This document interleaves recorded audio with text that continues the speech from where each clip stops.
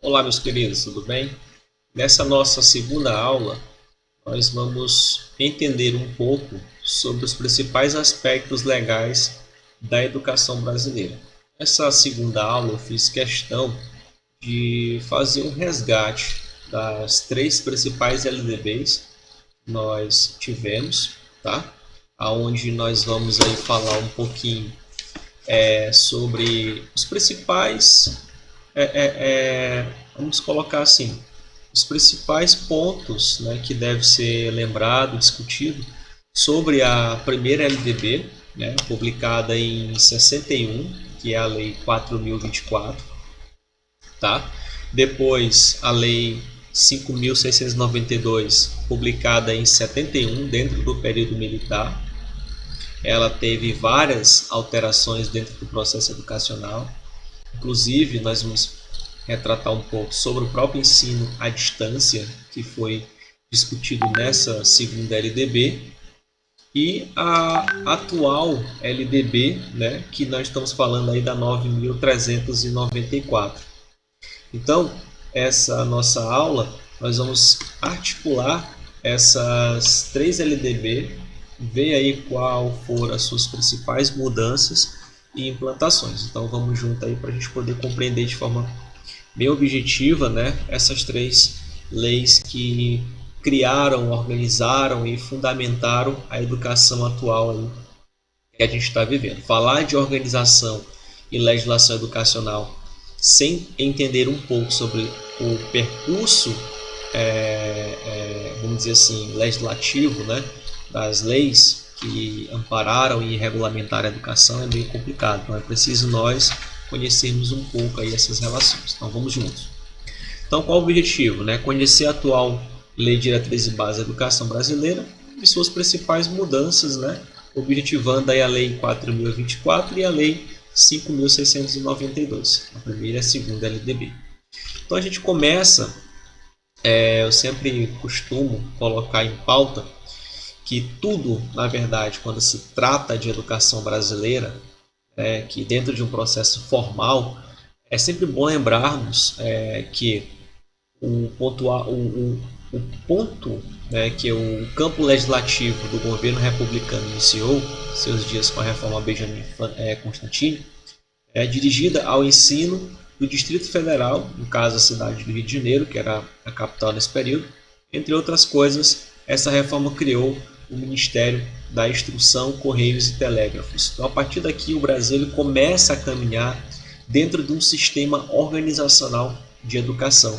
Então, na Primeira República, né, nós tínhamos aí, vamos dizer assim, a primeira forma de organização da educação brasileira. E a partir dessa reforma, né, de Benjamin Constantine, o que Benjamin colocava? Ele falava o seguinte, que a reforma de Benjamin, ele defendia, né, o ensino leigo e livre, né, em todos os graus, sendo o primário gratuito. Então, ele defendia uma educação igualitária para todos, né, e colocava o primeiro grau, né, vamos colocar assim, né, gratuito para todos.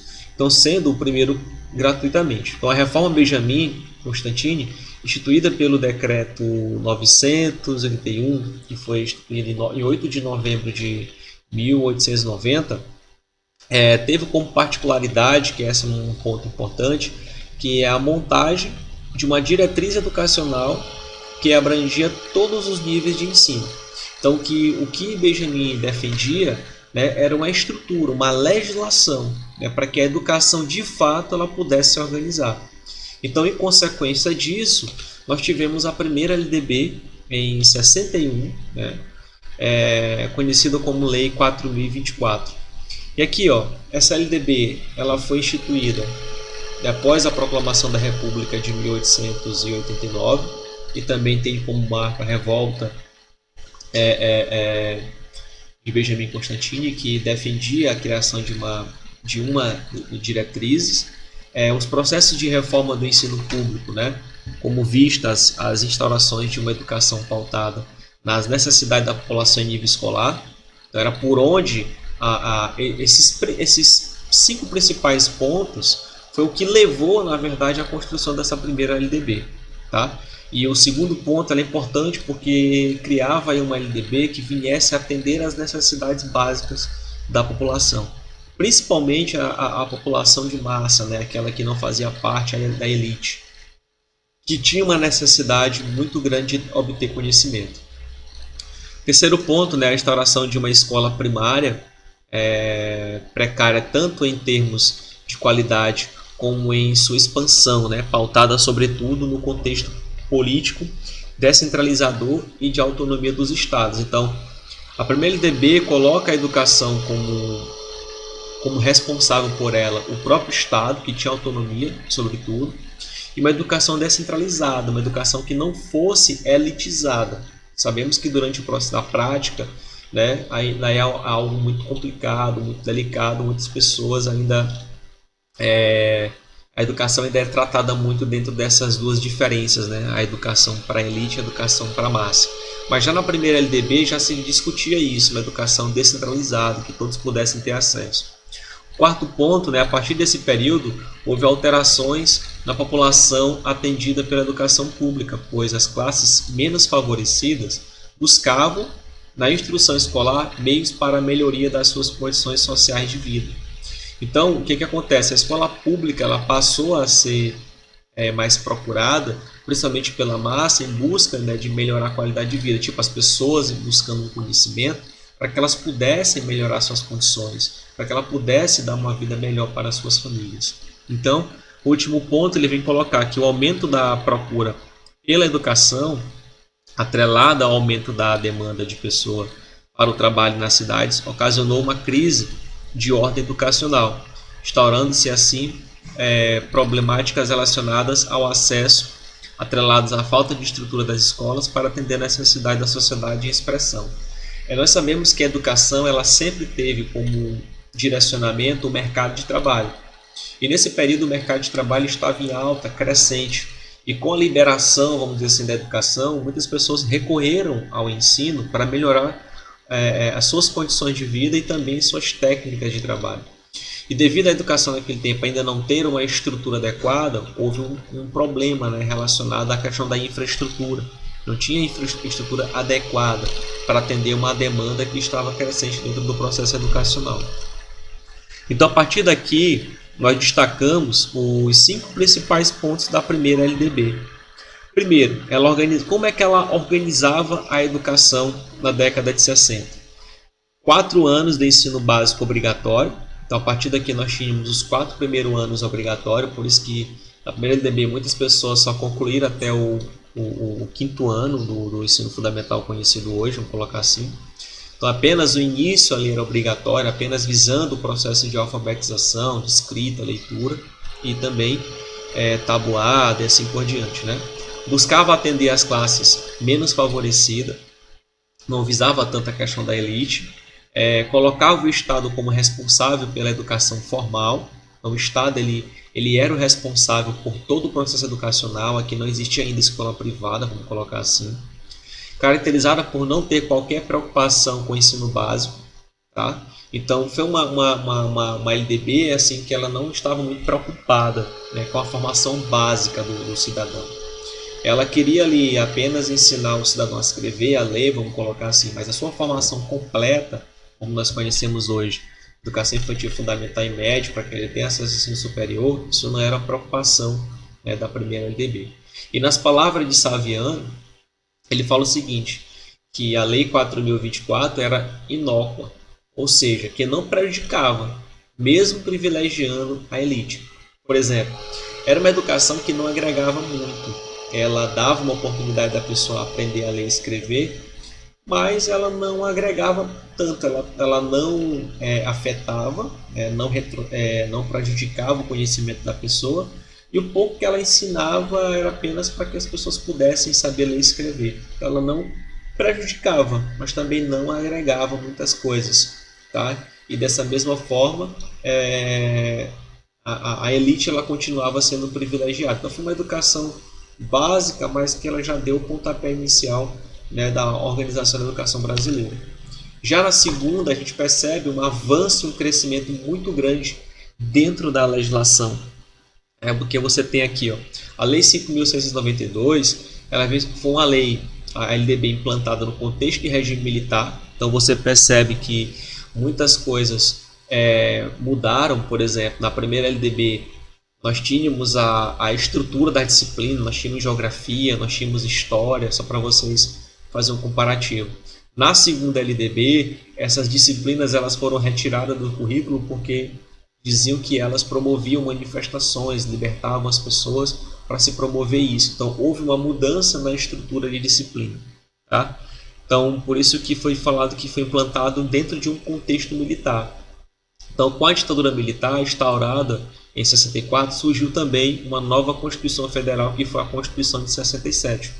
Automaticamente tivemos uma reforma no cenário universitário, né? Também mudanças de currículo, adaptações de disciplinas, essas coisas. E a obrigatoriedade do ensino se estendeu para 8 anos, enquanto a primeira era apenas de 4 anos, aqui a gente foi para 8 anos. Já foi uma melhoria porque aumenta o nível de escolaridade da população.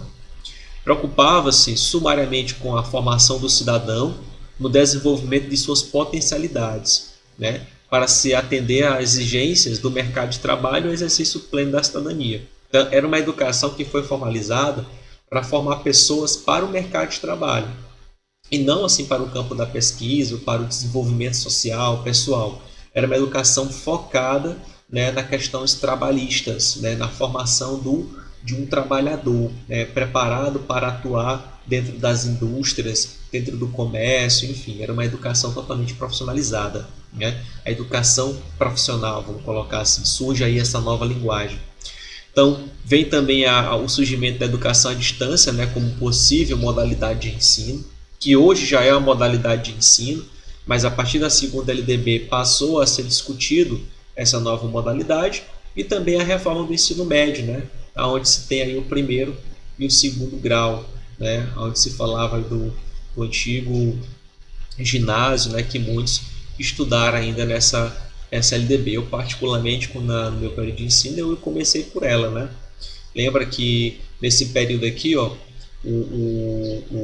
o ensino fundamental, se vocês vão lembrar agora, ele pertencia ao Estado. O município ele se preocupava mais com a educação infantil e de primeiro ao quinto ano. O Estado ele se preocupava mais de primeiro ao nono ano e ensino médio, então tinha ainda essa organização. Tá? E a terceira LDB, que é a LDB atual, né? Tem até uma mensagem de Horta que fala o seguinte, que o direito à educação deixa de ser respeitado não só quando o ensino obrigatório não é ofertado pelo poder público, mas também quando esta oferta se faz de forma irregular.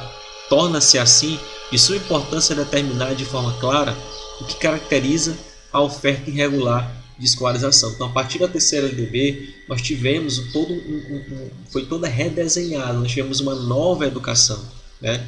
A educação que era totalmente diferenciada, que é a educação que nós estamos vivendo hoje, toda uma organização, todo um reajuste, que é essa que nós devemos nos preocupar. A primeira e a segunda, ela foi a base inicial para a construção dessa educação atual que a gente está vivendo, educação inclusiva, uma educação preocupada com as necessidades humanas, seja na área do desenvolvimento profissional, intelectual ou de pesquisa e assim por diante.